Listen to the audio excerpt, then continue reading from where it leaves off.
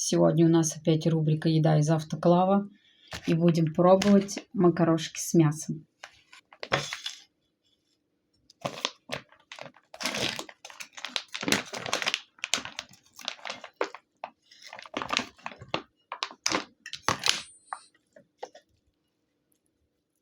Вот такие у нас макарошки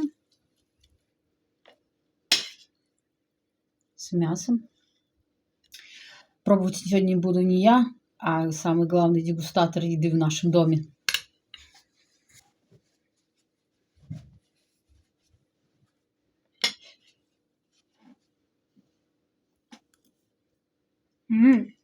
Очень вкусно.